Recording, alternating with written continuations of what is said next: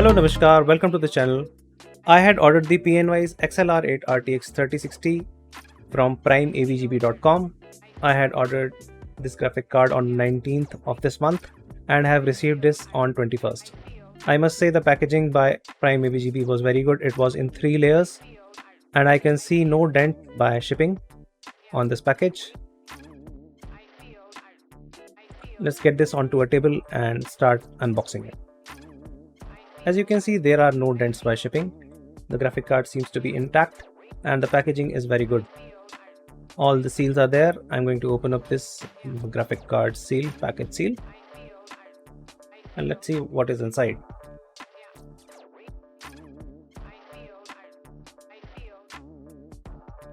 So we get a plain cardboard black box inside with an HDMI and this. It seems to open up like this, and we'll open it up. We see a foam padding on top, and inside there is the graphic card. The graphic card seems to be very light, not very heavy, and not really big in size. The seal has been removed and we'll take out the graphic card now. This is how it looks. There is a coating of plastic. The graphic card looks quite simple and sober. We'll take off this plastic seal later on. It seems to be stuck right there. As the thickness can be seen, it's a dual slot graphic card and hexagonal pattern cutout on the back plate. This is the part that's supposed to illuminate with LEDs. This is the 8-pin graphic card, and not very loud with the design. It is a very simple boxy looking graphic card, which in my opinion looks very good. I can see some orange color thermal pads from the side, some for the VRMs, some for the RAM, and some can be seen right below this. If you can see below the shroud, they are there. So this is how the graphic card looks, and it has 4 ports only, 3 DP and 1 HDMI port. And this is from the top view. This is the back view of the graphic card. It looks quite simple. Let's take off the peel. I don't think the peel is going to come off really easy. It's really stuck there. It's going to come out in pieces. Okay. Some people find it really satisfying to take off the peel, but I just feel that it's an annoying part of getting the graphic card ready. So as you can see, the graphic card looks quite sturdy, and I just noticed that the top part of this graphic card is made of metal. I think it's brushed aluminum and is powder coated, and the shroud on the side is made of plastic for sure. The graphic card is not really heavy. There is quite a big gap between the fins of the fan, but the graphic card looks good. Let's get the graphic card to business. The above mining rig is the mixed Nvidia mining rig with 5 3000 series graphic card, and this one is the GTX 1070 with the massive delta fan on it. The delta fan was supposed to run at 6000 RPM, but I don't think it is running at 6000 RPM.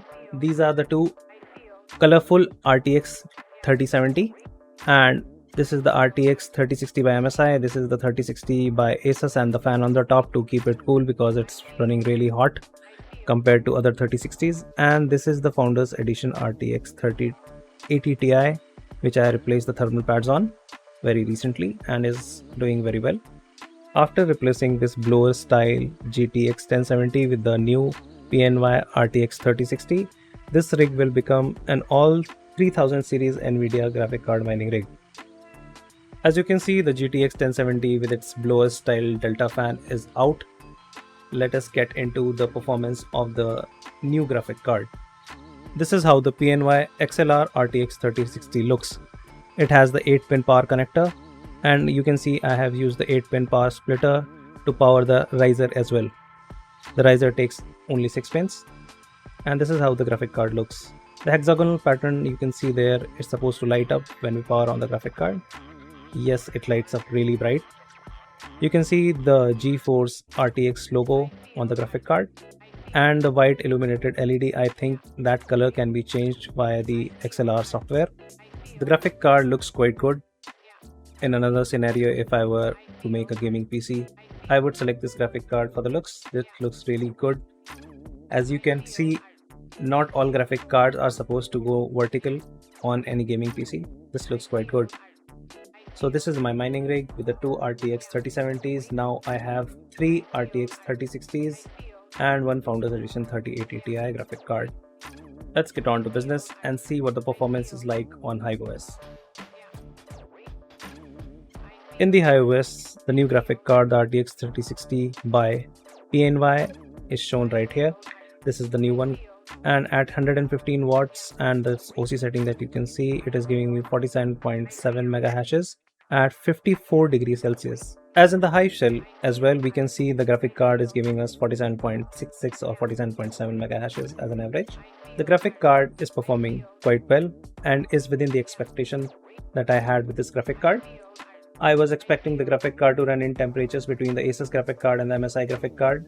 The Asus graphic card is really small for a dual fan setup graphic card, and the MSI graphic card should be called the benchmark for setting up any dual fan setup graphic card because it runs really cool. The cooler on the MSI graphic card is quite massive and is really capable of cooling with these very well designed cooling fans. Anyone who is going to make a new mining rig should definitely go for the MSI graphic card. I did not for one have that much amount of money to be spending on the MSI graphic card, as it was 44,000 rupees in the market and the PNY graphic card was available for 33,000. There was a huge 11,000 rupees gap between these two graphic cards, and before the time runs out to mine Ethereum, I had to complete this mining rig with all 3000 series Nvidia graphic cards. That is it for this video. I hope you liked it. If you like this video, hit that like button and do subscribe to the channel if you want to see the community grow. Thank you for coming. Take care. See you in the next one. Bye bye.